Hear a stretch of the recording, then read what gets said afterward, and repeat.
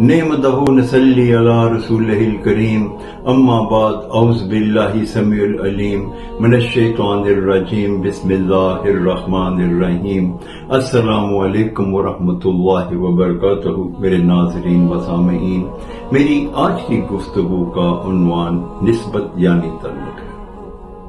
اپنی گفتگو کا آغاز میں مولانا رومی کے اس خوبصورت تشریح سے کروں گا جس میں آپ نے بارش کے قطرے کی نسبت سے بات کی ہے۔ بارش کا قطرہ اگر صاف پتیلی پہ گرے تو ہم اسے پی سکتے ہیں، اور اگر وہی قطرہ کسی گٹر میں گر جائے تو کوئی اس سے پاؤں بھی نہ دھوئے۔ اگر وہ قطرہ لوٹس کے پتے پہ گرے تو موتیوں کی طرح چمکتا ہے، اور اگر وہ قطرہ سیپ کے اندر چلا جائے تو وہ موتی بن جاتا ہے۔ اگر وہی قطرہ کسی گرم سطح پہ پڑے تو آبی بخارات بن کے اٹھ جاتا ہے۔ بارش کا وہی قطرہ ہے، مگر مختلف نسبتوں کے ساتھ اس کے درجات میں کمی یا زیادتی ہوتی ہے۔ میں آپ کو اسی موضوع پہ دو چھوٹی چھوٹی مثالیں اور پیش کروں گا کہ گلاب کے پھولوں کی کیاری کے نیچے جو مٹی ہوتی ہے اس میں سے خوشبو آتی ہے، اور بیت الخلاء میں جو مٹی ہوتی ہے اس میں سے بدبو آتی ہے۔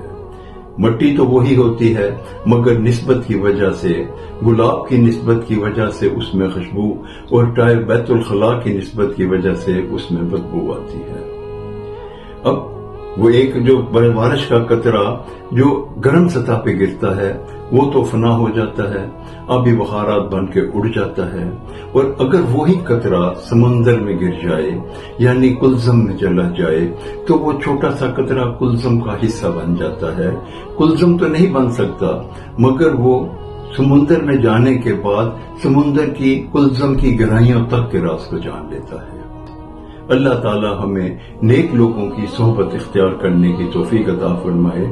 اللہ تعالیٰ قرآن مجید میں فرماتے ہیں، اہدنا الصراط المستقیم صراط الذین انعمت علیہم غیر المغضوب علیہم ولا الضالین آمین۔ اے اللہ ہمیں چلا سیدھے راستے پہ، ان لوگوں کے راستے پہ جس پہ تو نے انعام فرمایا، ان لوگوں کے راستے پہ نہ چلانا جن سے تو ناخوش ہوا۔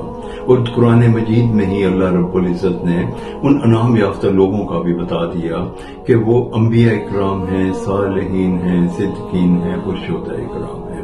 اللہ تعالی ہمیں ان لوگوں کے ساتھ اپنی نسبت جوڑنے کی توفیق عطا فرمائے تاکہ ہم بھی فلاح پا سکیں۔